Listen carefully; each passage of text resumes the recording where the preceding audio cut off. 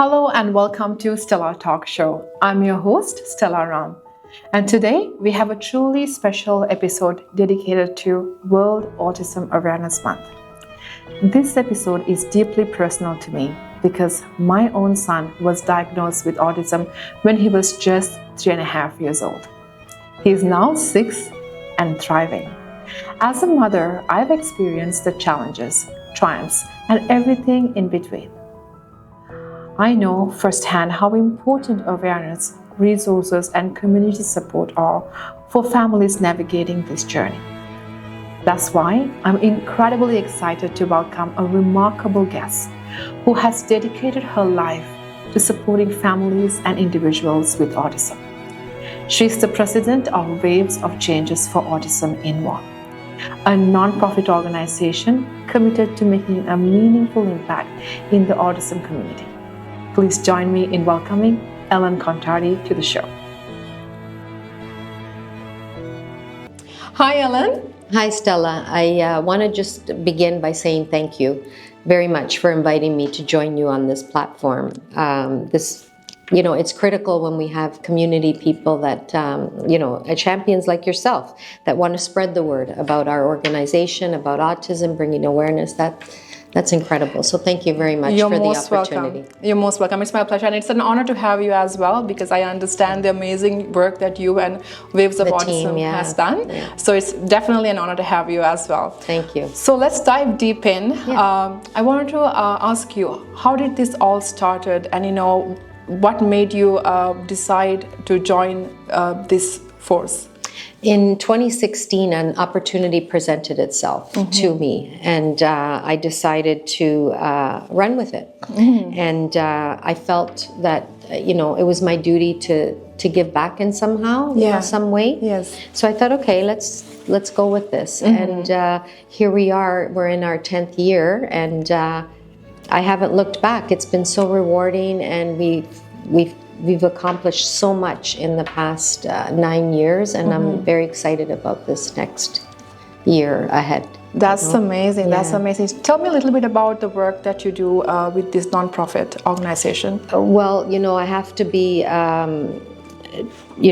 very transparent here. I could not do the work I do without the team. Our team is incredible. I have, a board and team members that work very passionately and are very dedicated to helping these families in Vaughan with autism. That's amazing. Yes, we have a great team. We're all volunteer-led. Like no one is compensated in this organization.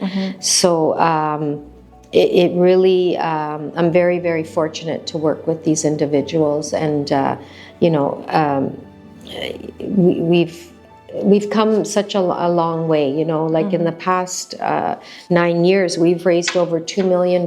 We funded over 600 eligible applications. That's amazing. These monies go towards these specialized therapies and treatments and communication devices. And I know, Stella, you have a very deep interest in this as a parent, and you know the challenges that are faced. I do. And you can appreciate, any help. And these families are so thankful, and,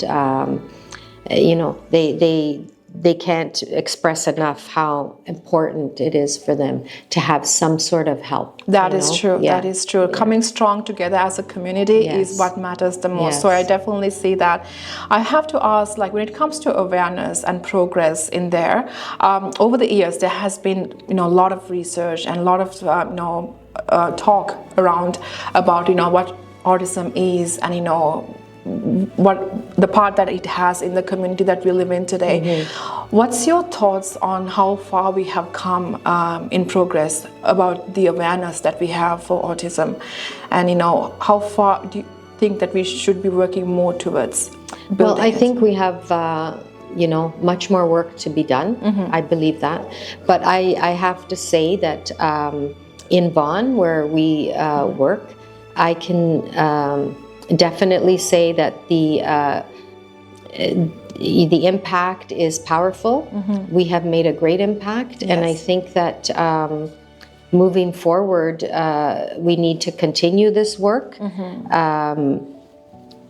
It has become a little more, well, perhaps not a little, but it has become more aware, you know. I think that perhaps, you know,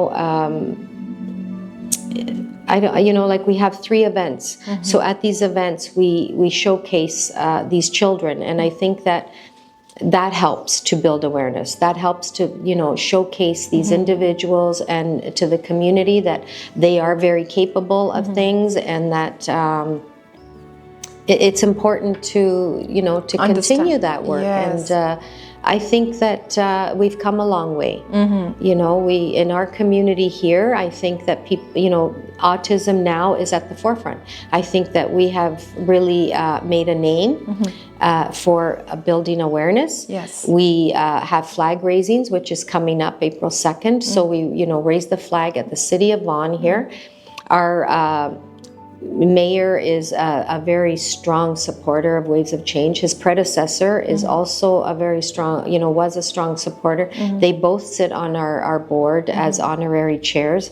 So I think that with the city of Vaughan and the councillors and all the dignitaries, I think they're very aware of the work we're doing. Yes. And I think that helps to build a stronger community around that. Yes, Most and definitely. I think that people are, you know, now they've, you know, oh yes, Waves of Change. I've heard of, you know, the organization and what they do. Yeah, that's amazing. You know, when I heard about the organization myself, I was very impressed with the work that you were doing, because building that awareness, when we talk about autism, we always think of the negativity, but exactly. there's so much positive. Like these children are brilliant. They've mastered certain crafts and they work so hard at it. And I think that that's where our job is to empower them. Yes, you know, and showcase that. Exactly. You know, it's not a disability; it's an ability, and they're wonderful. We have ambassadors that, you know, are master of ceremonies. Some are artists. Some are singers. Like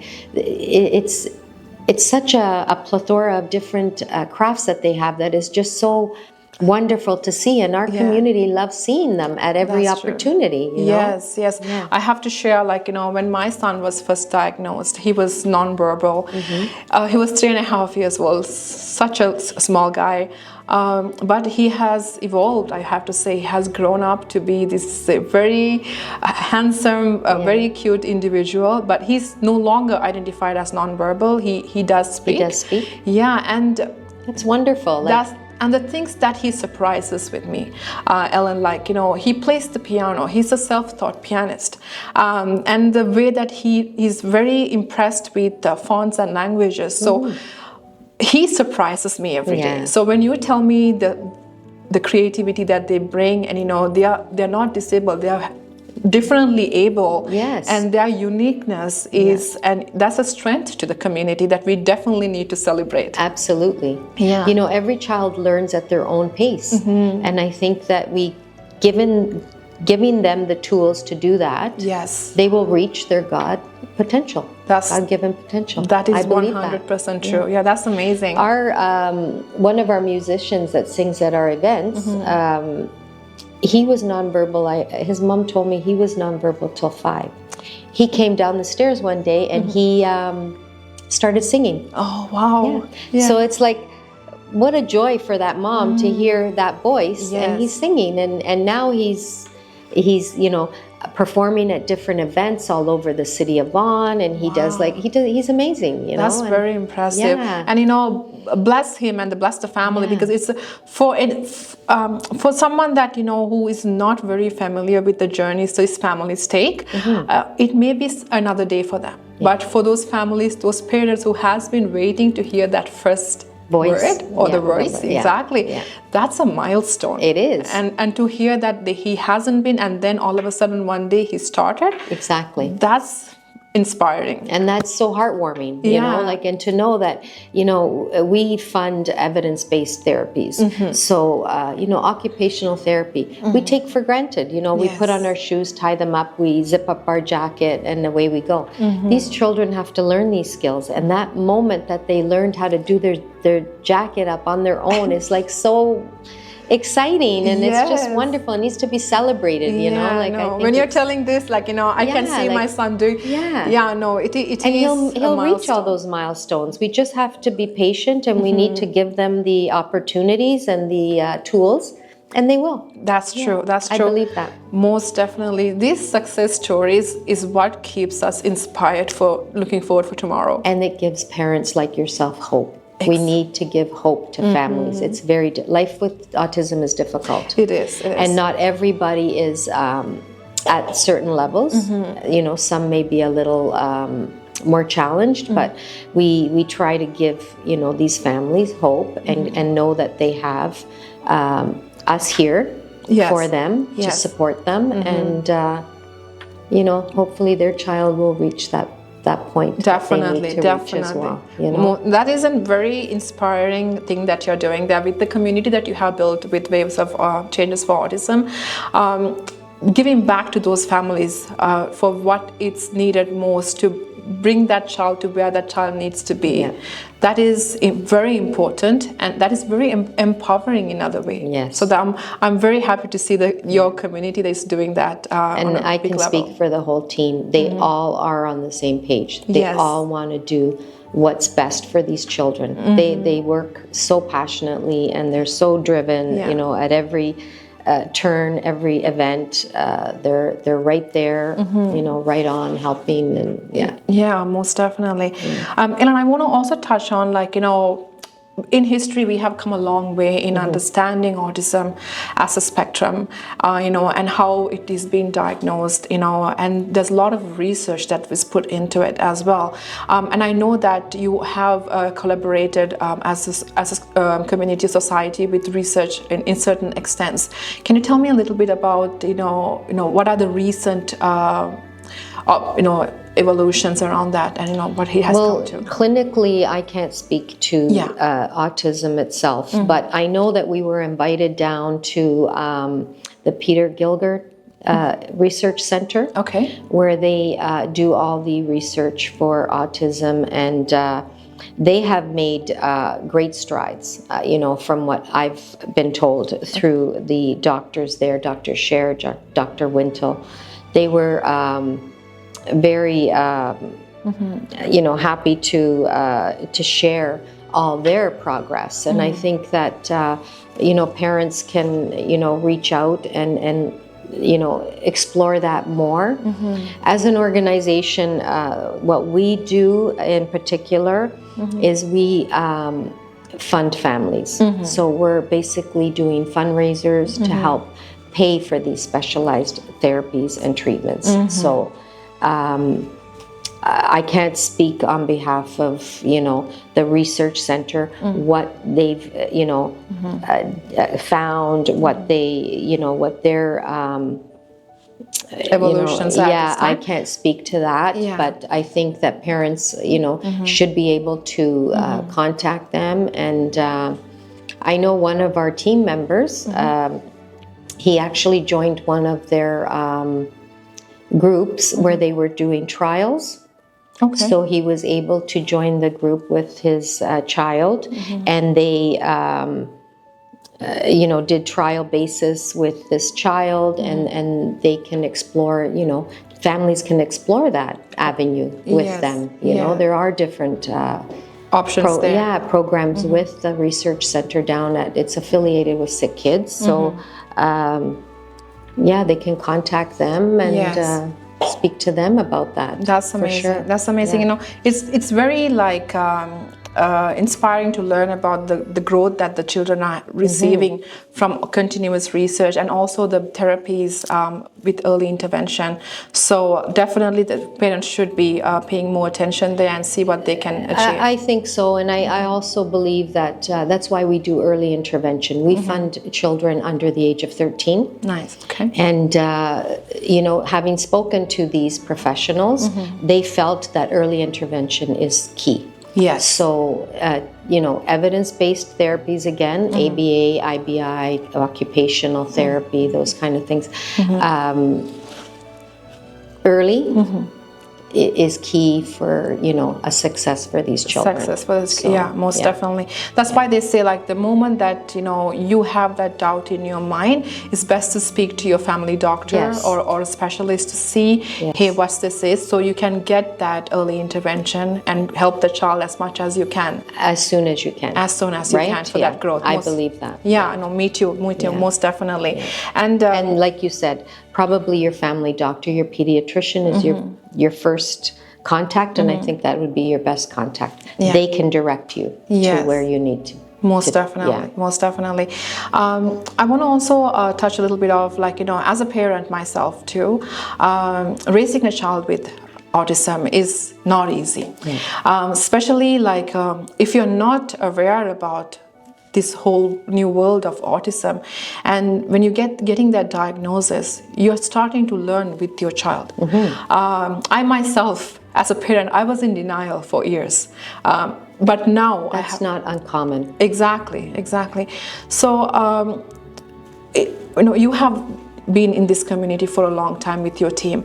What have you seen with families? What are their biggest struggles, and what are they doing to overcome, and, you know, how are they thriving today? Like you said, some are in denial.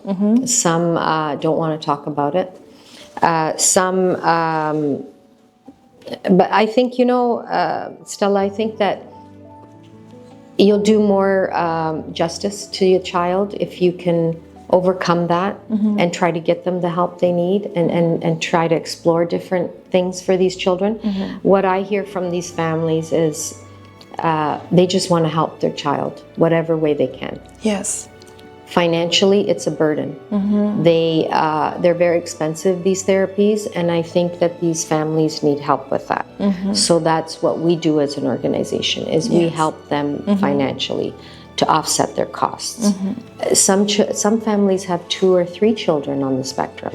So that's, you know, aside from trying to put food on the table, paying the mortgage or rent, and then therapies, it's overwhelming. Yes. Parents lose sight. It becomes very hard. Yes. It's a struggle.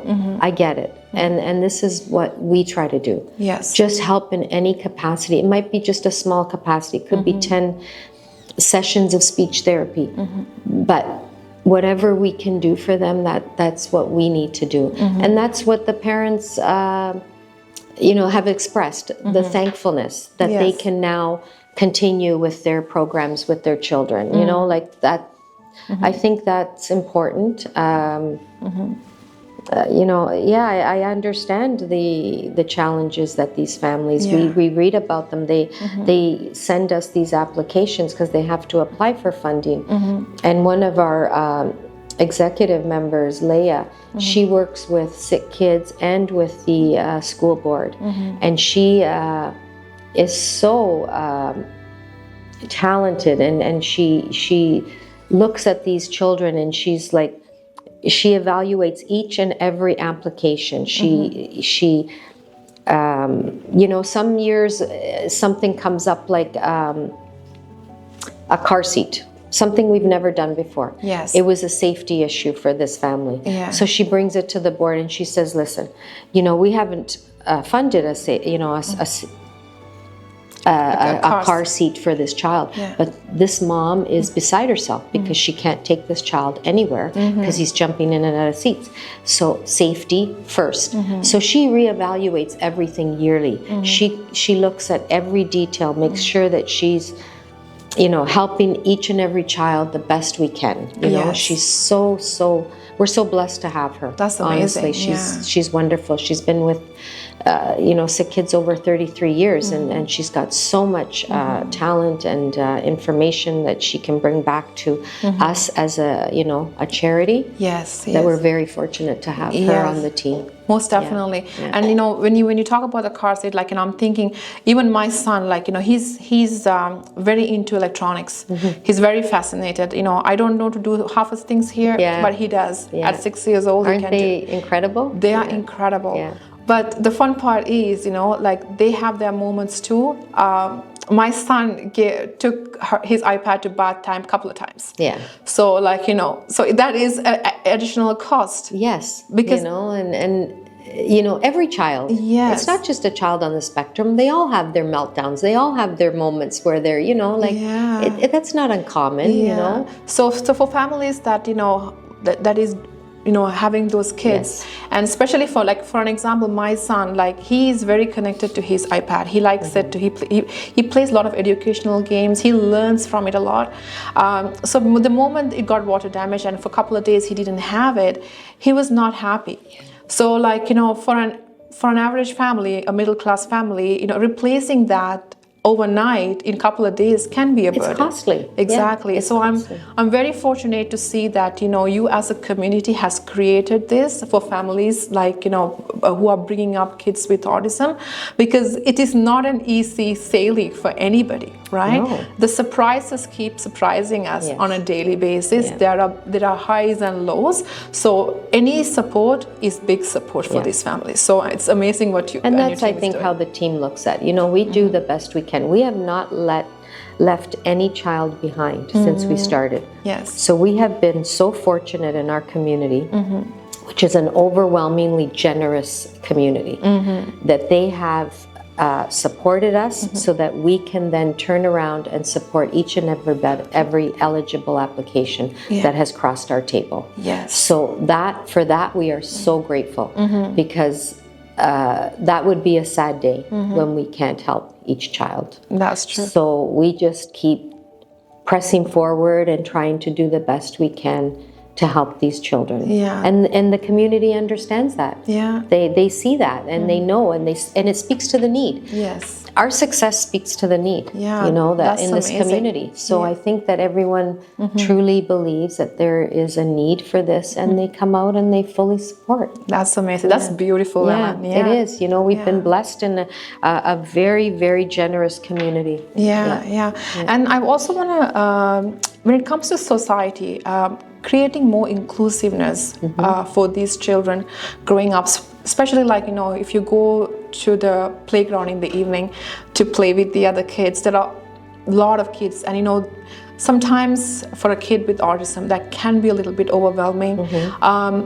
So making awareness among other kids and among other parents, among other society members, what do you think? What are your thoughts around that? Do you think that's important to make this more inclusive?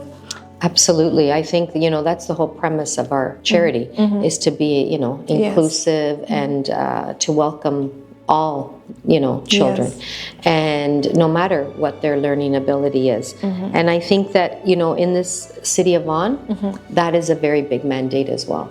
Inclusivity is something that they champion, and they do very well. That's so amazing. I think that I think that that's very important, and I think that Vaughan has done a very good job with making sure that everyone is included, everyone is welcome, no matter, any gender, everything is equal for everyone. Yeah. That's what I've seen in Vaughan. That's true. Yeah. I know we already talked about therapies that is involved with autism, and the cost involved with autism, and how you are helping families. Can you talk a little bit more about that with the?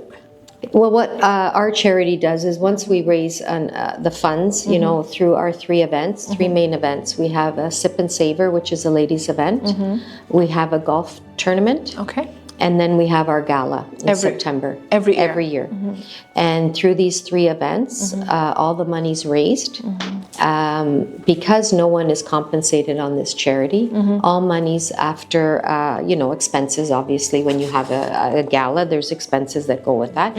All money's raised goes towards the cause. And I'm very proud to say that we are amongst the 1%, one of the charities that gives back more than 60% to the actual cause. Wow, that's amazing. Yeah. So I'm very pleased with that. And then what the families do is we have an application process, and it opens in June and it closes in the end of September. And families go online. Now with our new website and updates through the Red Cross grants that we were offered last year, we now have an online process that parents can go on, apply for funding, download all their information, and then they're vetted through someone like Leah, which is on our team, and they now in turn have to, they'll get a pre-approval letter from us, and then they have to show us that they paid for their service. So it's not like we just give money out. So it's almost like a reimbursement to the therapies that they've already had for their child. So we reimburse them the eligible amount for that year. And every year it changes depending on our fundraising dollars. So last year in particular, we had 136 eligible applications, and each family was awarded $1,900. So in the grand scheme of things, perhaps that doesn't sound like a lot, but every little bit helps, and that every goes dollar towards, and you know what the costs are because you're a parent. This is very helpful. It is. And that's what we get from families. They are so happy and so thankful that we can offer them this money so that they can encourages them to go out and purchase another 10 special therapies programs or for their child. That's very impressive what you're doing there, Ellen, with your team, because as a realtor myself, yes, I am an autism mom as well, but I do work very closely with families who has kids with special needs and also on the spectrum of autism. And the challenges they go through to get the support as early as they can for these children. I have seen families actually sell their home and use their equity towards purely therapy for their kids. I have seen some people who actually take their life savings out to make sure that they give the support when it's needed for a better future for their kids. And sometimes even relocating because where they are is more expensive, so they want to now budget things down so they can contribute towards the therapies the child needs the most. And that that's wonderful because what else should we be doing? We should be giving these children the best possible help that they can get. I've heard the same thing, Stella. Some families have mentioned that they've had to sell their house, move in with their parents, or like you said, relocate, having to cash out certain funds and stuff. It's difficult. It's really difficult. And I feel for all these families because life is hard as it is. And then add a special needs child on top of that. This is a very challenging time we're facing, in this world. So I can appreciate the struggle from these families. So whatever that you're doing, in a large scale, as you mentioned, it may sound small, but that every dollar towards that, early intervention for those kids to thrive in their life, it's massive. It's massive impact that you're building in those families. And that's what we get the feedback from these families is they're just so thankful that they can continue these programs for their child. Yes, most definitely. Because once you're in therapy, it's important to continue it. So you need to financially, as a parent, you need to financially plan it long term, not hey, I'll send them for 3 months and I'll figure it out, because autism is lifelong. Exactly. There's adults that are coming out now saying that they are on the spectrum. So, it's a lifelong journey, commitment and journey to these children. So, I understand. So the waves of changes for autism, actively supporting these families, that is huge. And I know that you're inclusively in one. Are you, in the future, are you thinking or maybe exploring of expanding, or are you partnering with any other non-profit outside one to expand? Wouldn't that be wonderful in a perfect world? We get asked all the time if we could open up different chapters. We don't have the manpower right now. And I think that the group of people that are on this team, we all feel very passionate about helping our community. Yes. And that's not to say we wouldn't want to help other communities. It's just we don't have the funds or the manpower. It does take a lot. We would love to have someone come up and say, let's say from Richmond Hill, we want to start up a new chapter, you know, like Waves of Changes, we'll be there every step of the way to help them. Every step of the way. It's just, yes, I don't have enough hours in the day. I wish you do. I wish we could. Yeah, you know, I really do. Yeah. But I think it's important that every community should have something like Waves of Change. Yeah. That they can, you know, reach out to and get some help for their child, because I think that's important. That's what makes a community whole. That's what makes Vaughan whole. We're such a strong community here in Vaughan because of that. Yes. I think that everybody working together is what makes this community whole. That's amazing. That's beautiful, Yeah. Ellen. Because coming together as a community to support back the families who needs the most is very beautiful and very empowering. I think so too. Yeah, amazing, amazing. Lastly, I'm going to ask you, what's one powerful message you'd like to share with the families navigating autism and the border community on how we can collectively uplift and empower those impacted by autism? You know, I think, again, just continuing this work, continuing building awareness to the cause. You know, the community spirit, I think, is powerful. And I think that we just have to stay on track and do the best we can for these children, for autism. And I think that these children will benefit. And moving forward, I hope we can help more and more families each and every year and, you know, make an impact on a child's life. There's nothing more rewarding than making an impact on a child or a family's life. Like, this is, you know, humanity at its best. And I think that that's what we need to do as human beings. We have to make a choice to help these families and children. Like, there's a lot of deserving causes. We're with autism and we stick with autism, and we just do the best we can to empower these children. We give them platforms to be able to showcase their ability at all our events.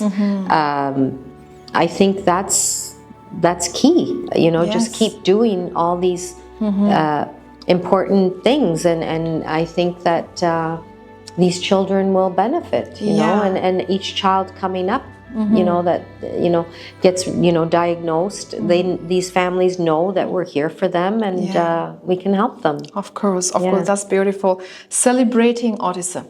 Yeah, it is definitely a gift from God. That's how I see it.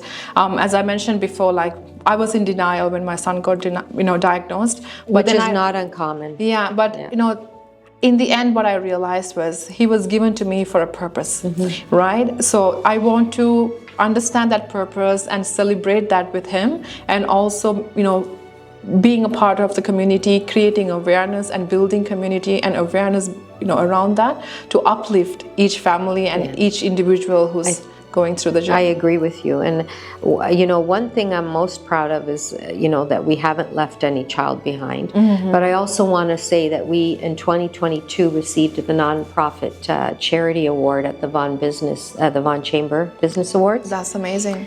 And that same year, we also received the Queen's Platinum Jubilee Pin from MP Francesco Silvera. And he, for the work that we've done in the community, helping children with autism. And I think those kinds of things are very important. And I think keeping up with initiatives, like we do our part here through, you know, the City of Vaughan, our mayor and the council, and they all come out and we raise the flag on behalf of all these children. And I think it's wonderful.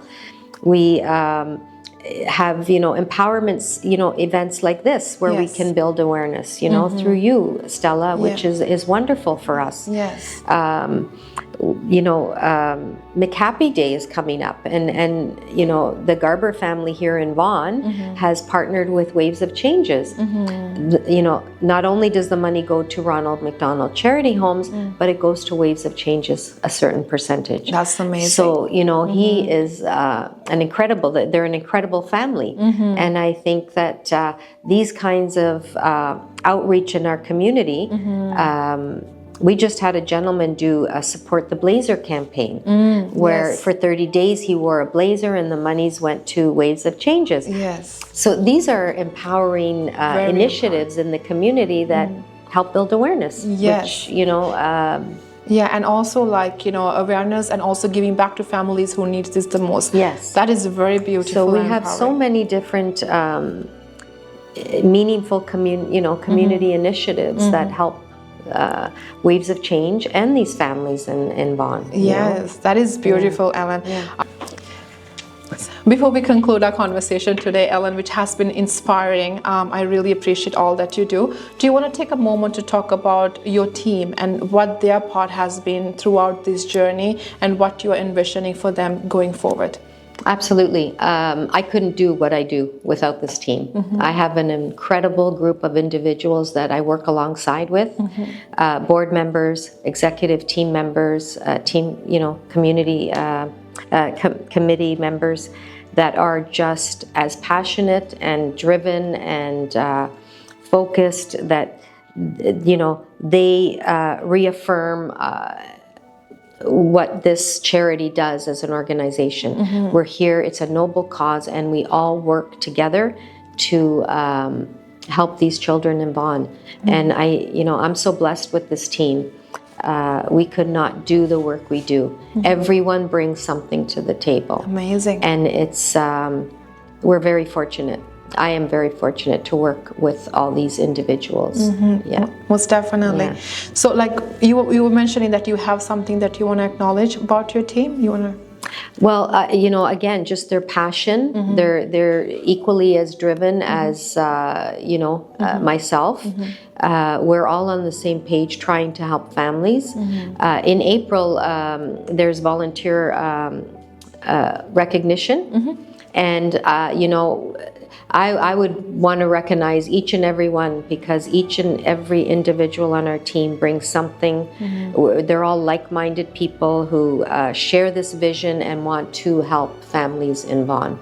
And I take my hat off to them every, time, volunteer recognition comes around, because we truly could not do this without this team. Yeah, they're incredible. Yeah, that's amazing. And I want to thank them, each and every one of them. Oh my God, that's amazing. Yeah. Thank you so much for taking the time today. Stella, and thank you for this opportunity. I really appreciate that you could showcase the work that we do here in Vaughan. And it was wonderful chatting with you. Yeah, same here. And inspiring other communities to build the same kind of organization in their community, because I think that's how communities thrive and become empowered and also give hope to families, because I think hope is very important. Most definitely. Yeah. Celebrating autism with you was amazing, Ellen. Thank you so much again. Thank you so much. You're most welcome. Thank you so much, Ellen, for sharing your wisdom and powerful insights. Your dedication to empowering families with autism is truly inspiring. To our listeners, we encourage you to learn more about Waves of Changes for Autism in Vaughan and explore ways you can contribute to creating a more inclusive, supportive community. Subscribe and stay tuned for our next episode, where we dive deep into discussing financial support and advice for families with autism. Until next time, let's continue to spread awareness, uplift one another, and embrace the strength that lies within every family facing this journey. Stay strong, stay hopeful, and stay empowered. Thank you for spending your time with us on the Stella Talk Show. We hope you found value in today's episode and gained insights to help elevate your lifestyle. If you enjoyed the discussion, please like, subscribe, and share it with anyone who could benefit. It means the world to us. Until our next episode, stay inspired, and I'll see you soon on our next Stella Talk Show.